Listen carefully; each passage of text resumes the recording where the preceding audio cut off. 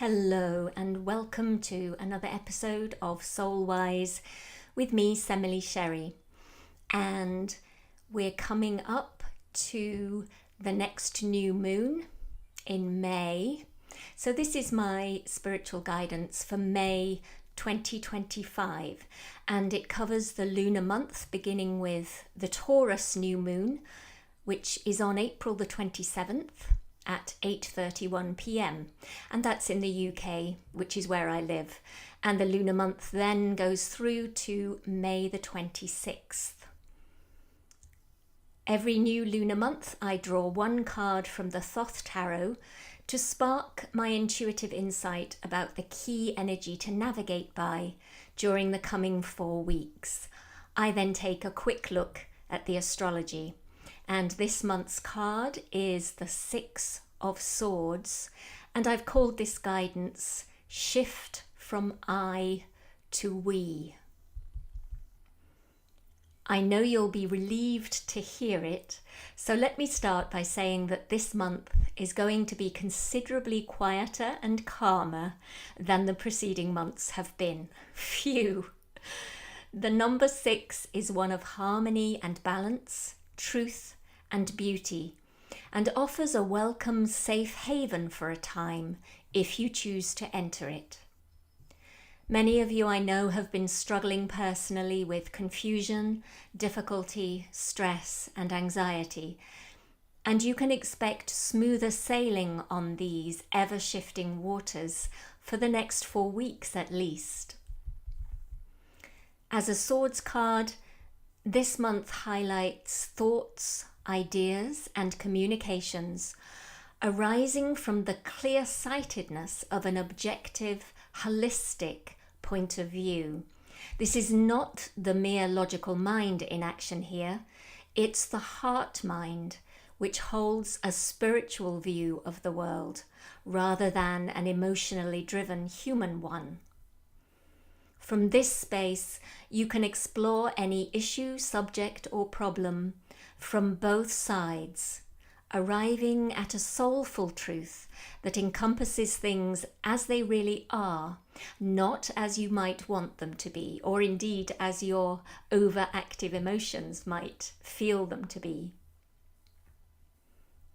Wherever there has been trouble or struggle in your life, you have the opportunity to comprehend it more deeply and completely, to see the wider patterns at play. This brings a form of peace where necessary decisions are easier to make and solutions found. Once you have integrated that fully informed truth, you can talk to other people about it in a peaceful, compassionate way that enables them to hear and understand you.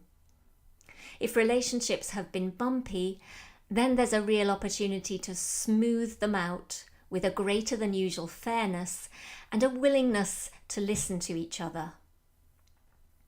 If you're feeling inspired to research, learn or study a new subject, then you're likely to find it both fascinating and liberating. You may well be introduced to a whole new set of helpful contacts and friendships too. So it's a great time for doing any of this mind-expanding activity. The Rosicrucian cross in the centre of this card is the universal symbol of integration, synthesis, and spiritual blessing. Mercury in Aquarius speaks of divine messages coming through to you that support the approaching new age, the age of Aquarius, of healing, justice, equality, unity, and freedom for all. This feels to me both personal and collective. The subtitle of this card is Science, which takes me to a subject I've mentioned many times before over recent years. I have a sense of humanity having reached the same turning point now that led to the fall of Atlantis. I believe many of us incarnated now were present then, and we've returned specifically to prevent history repeating itself.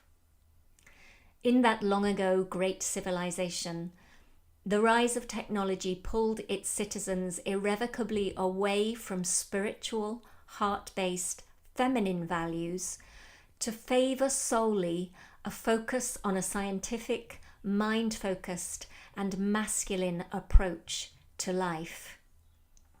It ended badly. The wound of this rupture between mind and heart, spirit and human, is one that deeply shadows our collective unconscious.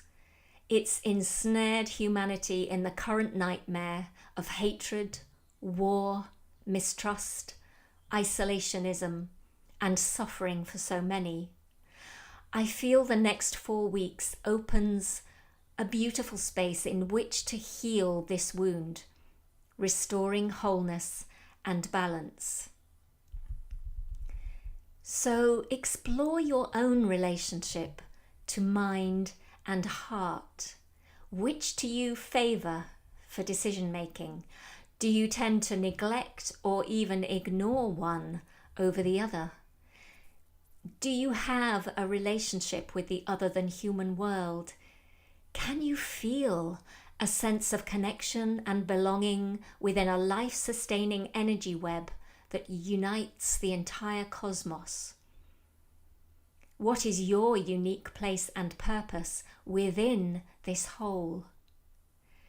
As you begin to answer these questions, you heal and whole imbalance, separation, and disconnection within yourself. The resulting transformation ripples out to restore humanity, so we can reclaim our rightful place in relationship with all that is, living in harmony with its natural rhythms and cycles. In the wider world, I feel you could hear of discussions and breakthroughs around more ethical and regenerative use of science and technology. AI might well be key here, both its ethical uses and its healthy limitation. I feel it's important that you understand your individual stance on integrating technology and AI into your life. What is acceptable and not for you from here onwards? I also feel there could be new ideas sparked around how to purify our planet's waters and oceans. Of course, with scientific research, that may be happening now, but we may not get to hear about it for a year or two afterwards until the results are finalised. But I am sensing work going on there in a very interesting and uplifting way. I'm sensing too more and more people connecting up to create wide-ranging, probably global networks, think tanks, and proactive groups to help create new ways of being together in a healthy way in this world. As you probably know, solar activity and the Schumann resonance continue to reach unprecedented levels, and we see the follow-on effect then of seismic activity. I know we've had several fairly large earthquakes around the world in past weeks. This month, I sense the 60 to 80% water in our physical bodies absorbing cosmic messages that stimulate ancient wisdom and knowledge to rise to the surface for remembrance. This wisdom is to benefit all and set us on a definite course towards a more harmonious future. You may find that you're prompted to travel over, on, or near water to help optimize this integration. It's a really good idea at this time because, if nothing else, being in the presence of natural sources of water can soothe, refresh, and restore your being greatly. I hear an urgent spiritual call here to shift from I to we, entraining your will with the cosmic pulse and synchronizing you with the divine plan. Just imagine the beauty of the world we can co-create from that space. And here's a quick look at the astrology. The new moon in Taurus on the 27th of April is square to Mars and Pluto, bringing fears, resentments, and unrest to a head and demanding action. Venus enters Aries on the 30th, where she becomes the sword-wielding spiritual warrior, doing what has to be done in defense of love and beauty. As she conjuncts Neptune around the 2nd of May, a planetary evolution begins that hints at what's to come in the longer term. Unsettling information revealed by the Scorpio full moon on the 12th of May means you'll need tolerance and a willingness to learn to respond creatively to what you now know. Demands for changes in material values on every level have to be the primary concern in the bigger picture view that's evolving. Disruptions and tensions continue to build to a crisis point as Saturn enters Aries and connects with Neptune on the 25th. Together, they offer the potential to make the vision a reality.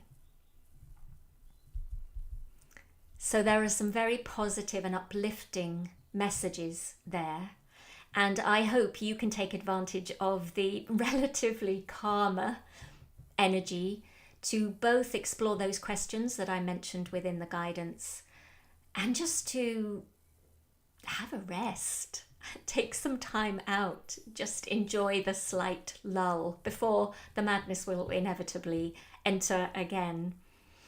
So I've been quiet since the last new moon guidance, and that's because I've been very involved, as you may know if you've been listening to these, with the play and my local theatre group.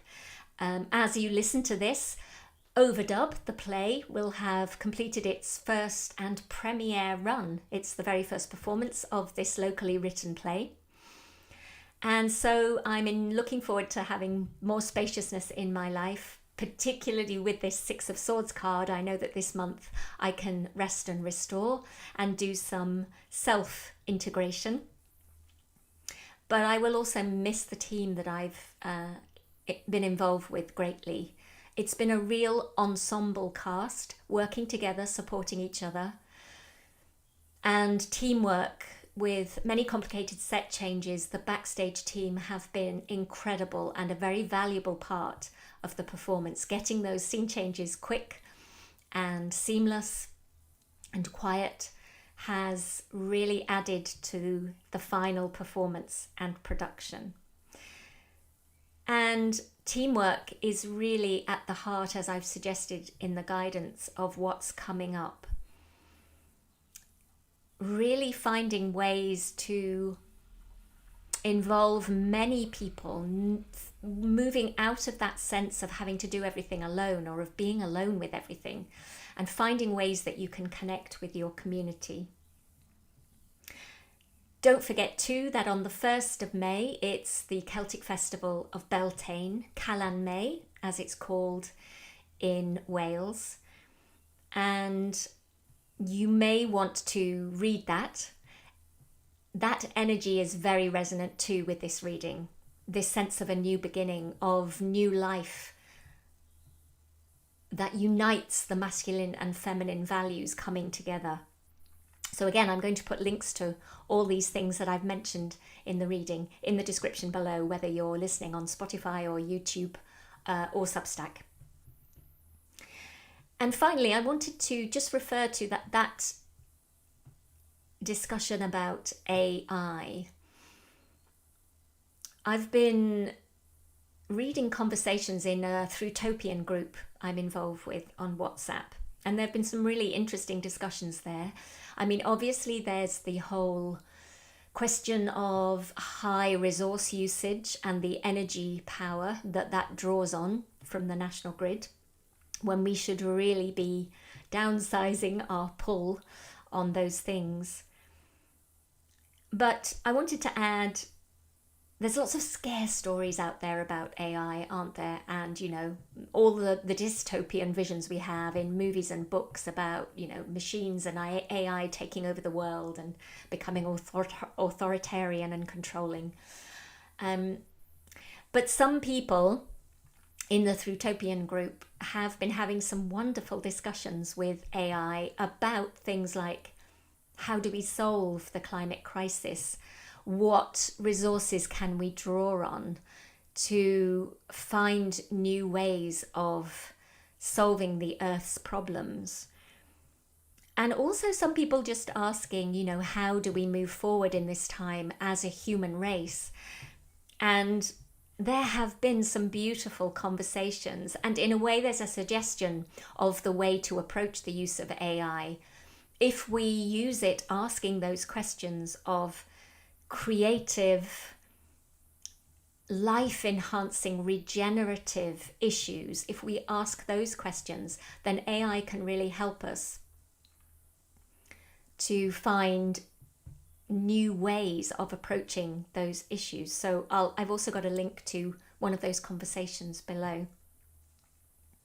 So for now then, I'm going to leave you as always with my love and blessings, and thinking of you, hoping that you can indeed find some restorative time and a way to reach a greater understanding of your life and of the crisis the world is facing, seeing it always from the spiritual point of view. The fact that the divine plan is working out, I always remind you of that. I always remind myself of that. So for now, leaving you then with love and blessings. May you enjoy a peaceful, enlightening, and creative May. Goodbye for now, until next time.